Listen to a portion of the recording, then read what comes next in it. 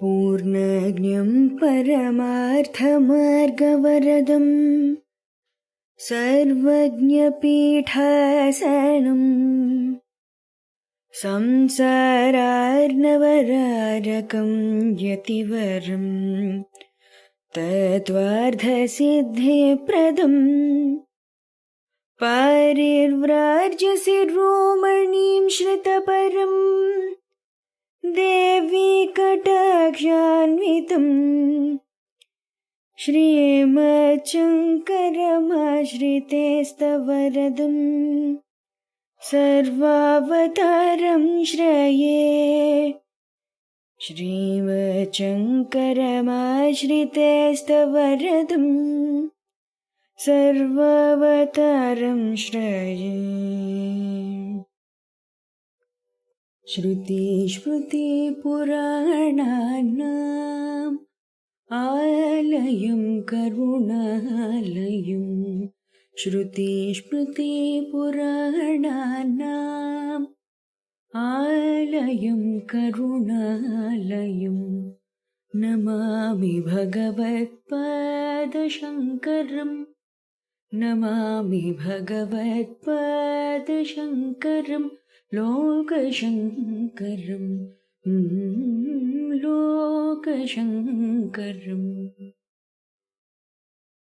శ్రీ గురుభ్యో నమః. శ్రీశ్రవణం ఛానల్కి శ్రోతలందరికీ కూడాను మరొక్కసారి స్వాగతం. ఈరోజు మనం 79, 80 శ్లోకాన్ని చెప్పుకోబోతున్నాం అనమాట. ముందుగా 79వ శ్లోకాన్ని చూద్దాం. దోషేణ తీవ్రో విషయః కృష్ణసర్పవిషాదపి విషం నిహంతి భోక్తారం ద్రష్టారం చక్షుషాప్యయం. ఇప్పుడు ఈ శ్లోక ప్రతిపదార్థాన్ని తెలుసుకుందాం మనం.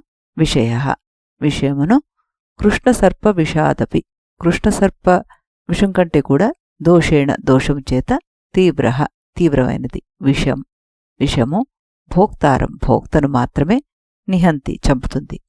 అయం ఈ విషయము చక్షుష నేత్రముల చేత ద్రష్టారమపి చూసేవాణ్ణి కూడా నిహంతి చంపుతుంది అంటూ ప్రతిపదార్థం చెప్పడం జరిగింది. అంటే విషయాల వల్ల కలిగే దోషం నల్లత్రాచుపాము యొక్క విషం కంటే కూడాను తీవ్రమైంది. ఎందుచేతంటే విషం అనేది తిన్నవాణిని కాటు వేయబడ్డవాడిని చంపుతుంది, కానీ విషయాలు మాత్రం కళ్ళతో చూసిన వాడిని కూడా చంపకుండా వదిలిపెట్టవు అంటూ చక్కటి అర్థాన్ని ఇక్కడ చెప్పడం జరుగుతుందన్నమాట. ఈ శ్లోకం మనకేం చెప్తుంది అంటే, పాము విషం అది తిన్నవాడిని మాత్రమే చంపేస్తుంది, కానీ ఇంద్రియ విషయాలు చూసిన వాడిని కూడా నశింపచేస్తాయి. అంటే విషయాశక్తి పాము విషం కంటే కూడాను ప్రమాదము అంటూ చెప్పడం జరుగుతుంది. విషయము ఎందుకు విషం కంటే ప్రమాదకరం? పాము విషయం శరీరాన్ని మాత్రమే నశింపచేస్తుంది ఒక్కసారి ప్రభావం, కానీ విషయం మనసును ఆక్రమిస్తుంది, వాసనగా నిలుస్తుంది, మళ్లీ మళ్లీ పుట్టుకొస్తూ ఉంటుంది. ఈ అనాది సంసారానికి కారణం అదే అన్నమాట. ఇది చూస్తే సరిపోతుందా ఎలా అన్న సందేహం మనకొస్తుంది. ఒక రూపం చూస్తాం మనం, మనసులో నిలిచిపోతుంది, ధ్యానం మొదలవుతుంది, ఇంకా దాని మీద రాగం ప్రారంభమవుతుంది. ఆ తర్వాత కర్మ దాన్ని అనుసరిస్తుంది. అంటే స్పర్శ లేకపోయినా బంధనం ప్రారంభమైపోతుంది అన్నమాట మనకి. వాసనా సిద్ధాంతం ఇలా తీసుకుంటే మనం ప్రతి అనుభవం ఒక ముద్ర, ఆ ముద్ర మళ్ళీ కోరికగా మనకి వస్తూనే ఉంటుంది. జన్మల చక్రం కొనసాగించే శక్తి దానికి ఉందన్నమాట. ఆత్మ అంటే అసంగము, నిత్యము, సాక్షి అని చెప్పుకున్నాం. మనస్సుతో ఐక్యమై విషయాలను నేను అనుకుంటున్నాం మనం ఇక్కడ. అదే అవిద్య అయిపోతుంది మనకి, అనుబంధం పెనవేసుకుపోతుంది. పాము విషయం శరీరాన్ని మాత్రమే చంపుతుంది, కానీ ఈ విషయం ఏదైతే ఉందో ఆత్మజ్ఞానాన్ని కప్పేస్తోంది. ఇది మరింత డేంజరస్, మనకి మరింత ప్రమాదకరం అన్నమాట. ధ్యాయతో విషయాన్ పుంసః అంటూ మనం రకరకాలుగా భగవద్గీత శ్లోకాన్ని ఎక్కడ ఈ విషయాలన్నిటికీ కూడా అన్వయించుకుంటున్నాం మనం. చూసినంత మాత్రం చేత దాని మీద మనకి ధ్యానం ప్రారంభమైపోతుంది. అంటే విషయం పైన ధ్యానం, ఆ తర్వాత రాగం, కామం, క్రోధం, మోహం, స్మృతినాశనం, బుద్ధినాశనం, అన్నిటికీ చివరికి నశ్యం అంటూ ఈ భగవద్గీత శ్లోకం మనకి చెప్పింది. ఆవృతం జ్ఞానమేతేనా అంటూ కూడాను భగవద్గీతలో 3వ అధ్యాయంలో చెప్పబడింది. జ్ఞానాన్ని కామం కప్పేస్తుంది అంటూ. ఇది విషయవాంఛ వల్ల వచ్చిన దోషమే అన్నారు. 5వ అధ్యాయంలో అందుకే మహానుభావుడు శ్రీకృష్ణ పరమాత్మ మనకి ఇంద్రియ వాంఛలను నివారించండి అయ్యా, ఇంద్రియ వాసనలను నియంత్రించిన వాడే సుఖంగా జీవిస్తాడు అంటూ చెప్తున్నారన్నమాట. మనసే వేదం అంటూ మనకి బృహదారణ్యకోపనిషత్తు చెప్పేసింది. మనస్సు ఏది ఆలోచిస్తే అదే అవుతుంది. మనం ఈ నేటి సమాజంలో ఈ సోషల్ మీడియాతోటి, వీడియోలతోటి ఎక్కడ పడితే అక్కడ మనకి ఆకర్షణీయ వస్తువులే కనబడుతున్నాయి. మనస్సు వాటిని వెంటనే ఆకర్షించేస్తుంది. ఒకసారి చూసింది మళ్ళీ చూడాలనిపిస్తుంది. అదే మనకి ఇంప్రెషన్ అయిపోతుంది. ఎడిక్షన్ సైకిల్కి మొదటి మెట్టు. మెంటల్ డిస్టర్బెన్స్ వస్తుంది మనకి. బయట ఉండేవన్నీ స్టిమ్యులస్లు, లోపల డిస్టర్బెన్స్. ఇంకా శాంతి ఏమిటి? మెంటల్ డిస్టర్బెన్స్ తప్పకుండా కలుగుతుంది మనకి. ఇది మనకి హిడెన్ డేంజర్ అంటారు చూడండి, ఆ టైప్ అనమాట. పాము కనిపిస్తే మనం జాగ్రత్త పడిపోతాం, కానీ విషయం మాత్రం మధురంగానే కనిపిస్తుంది. లోపల అది నాశనాన్ని మొదలు చేస్తుందన్నమాట. విషయము ఎలాంటిది అంటే దాచిన విషం లాంటిది. రాగం దాని ప్రభావం, వాసన దీర్ఘకాల బంధనం. ఈ సంసార చక్రం ఇంతే. నేను చూస్తున్నది నా మనసు ఎలా మారుస్తోంది, ఇది నన్ను శాంతి వైపుకి తీసుకెళ్తుందా లేక బంధనం వైపుకి మరుస్తోందా అని ఆలోచించడమే ఈ వివేక చూడమని మనకి నేర్పించేదన్నమాట. 2వ శ్లోకాన్ని కూడాను వినేద్దాం. విషయాశా మహాపాశాద్యో విముక్త సుదుస్త్యజాత్ సయేవ కల్పతే ముక్త్యై నాణ్యషట్శాస్త్రవేద్యపి. ఇప్పుడు దీని ప్రతిపదార్థాన్ని తెలుసుకుందాం మనం. యహ ఎవడు, సుదుస్త్యజాత్ అంటే ఛేదించుటకు చాలా కష్టమైన, విషయాశయ మహాపాశాత్ విషయాసం అనే మహాపాశము నుండి విముక్త ముక్తుడవుతున్నాడు. సహ ఏవ అతడు మాత్రమే ముక్త్యై కల్పతే మోక్షం పొందుటకు సమర్థుడగుతున్నాడు. అన్యః ఇతరుడు షట్శాస్త్ర వేద్యపి 6 శాస్త్రాలు తెలిసినవాడైనా కూడాను నా సమర్థుడు కాడు అంటున్నారు.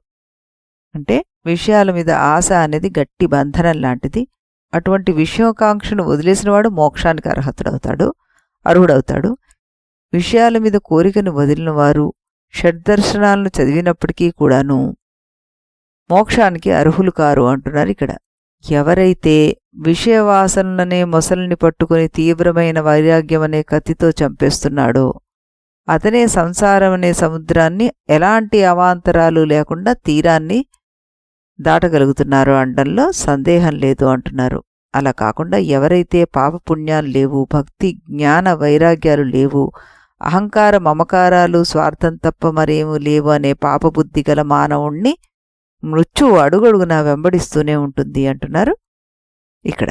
అంటే ప్రతిరోజు మన శరీరానికి మంచి ఆహారం ఎంత అవసరమో అలాగే మన యొక్క మనస్సుకి కూడా స్వచ్ఛమైన, సానుకూలమైన, ధార్మికమైన, అతి పవిత్రమైన ఆలోచనలు అవసరము అన్నది మనం తెలుసుకోవాలన్నమాట.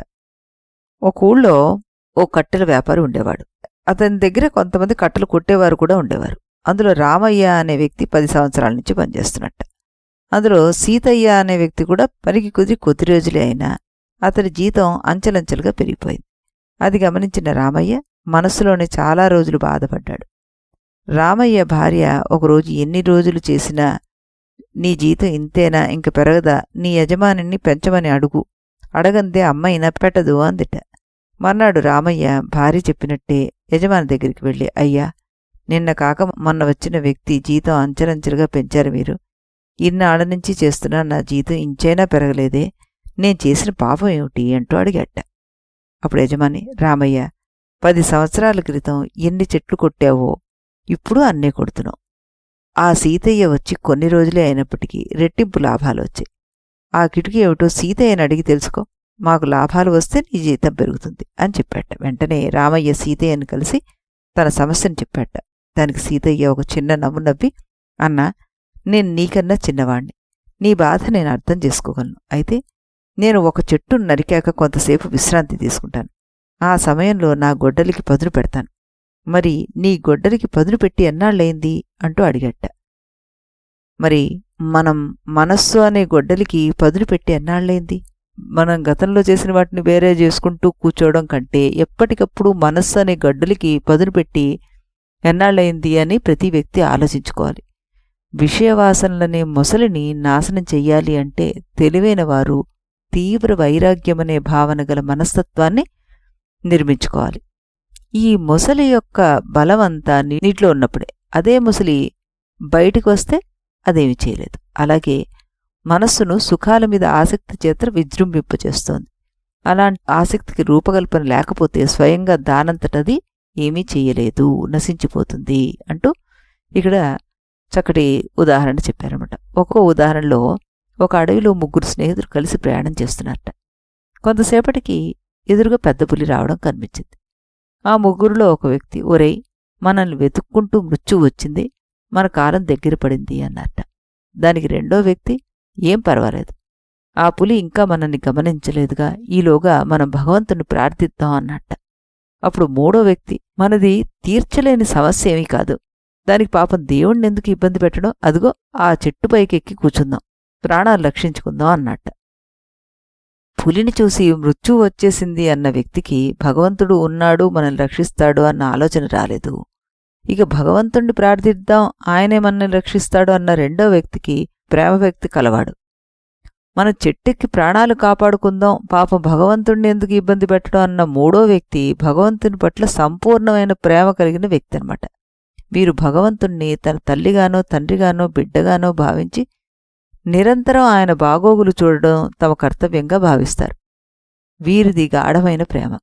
భగవంతుడు మనల్ని రక్షిస్తాడు అనుకోవడం కన్నా తాను నమ్మిన భగవంతునికి ఎటువంటి నొప్పి బాధ కలగకూడదు అన్నదే వీరి ఏకైక లక్ష్యం అవుతుంది. ఇక మిగిలింది జ్ఞానభక్తి. వీరు సృష్టి మొత్తం భగవంతుని యొక్క స్వరూపంగానే భావిస్తారు. భగవంతుడు అంటే అనేక నామరూపాలతోటి వ్యక్తమయ్యే ఏకైక స్వరూపంగా వీరు భావిస్తారు. మనకి కావలసింది ఇలాంటి ప్రేమే, మనలో కావలసింది ఇటువంటి మార్పే అంటూ విశ్లేషకురాలు చక్కగా ఇక్కడ దీన్ని సమర్థించారు. ఆ తర్వాత శ్రీ ఆదిశంకరాచార్యుల వారు ప్రతి వ్యక్తి ఒక ముహూర్తకాలమైన దైవధ్యానం చెయ్యాలని చెప్పారు. ముహూర్తకాలము అంటే 48 నిమిషాల పాటనమాట. లేకపోతే ఆ తర్వాత విచారించి లాభం లేదు అన్నారాయన. ఒక వ్యక్తి బాగా ధనం సంపాదించి దాచుకున్నాడు. ఓ రోజు అతను ఒక వాచి కొనుక్కున్నాడు. అది ఒక గడియారంగా ఆయన ఎప్పుడూ భావించలేదు. ఆయన దాన్ని కాలచక్రంగా భావించి దాని ప్రకారం భగవద్ధ్యానం చేసేవారు. కొంతకాలం గడిచాక ఆ గడియారాన్ని ఎవరో దొంగిలించారు.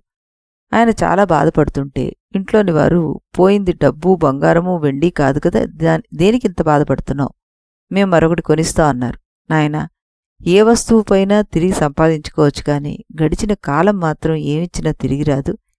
తిరిగి సంపాదించుకోగలిగి పోతేనే బాధపడిపోతారు జనం, మరి తిరిగి రాని కాలం పోతే మనం ఎంత బాధపడాలి అన్నట్ట. అలాగే కాలం గడిచిపోతుంది, సమయం వృధా అయిపోతుంది. మనం ఎంతవరకు భగవంతుని స్మరణలో ఉన్నాము అన్నది మనం తెలుసుకోగలగాలి అంటున్నారు ఇక్కడ. శ్లోకద్వయానికి చక్కటి విశ్లేషణ మనం వినగలిగాం. మళ్ళీ మనం రేపు ఇదే సమయానికి ఇదే ఛానల్లో మరో 2 చక్కటి శ్లోకాలు వాటి విశ్లేషణలను వినడానికి ప్రయత్నం చేద్దాం. అంతవరకు స్వస్తి. इति गुरुवाक्यम्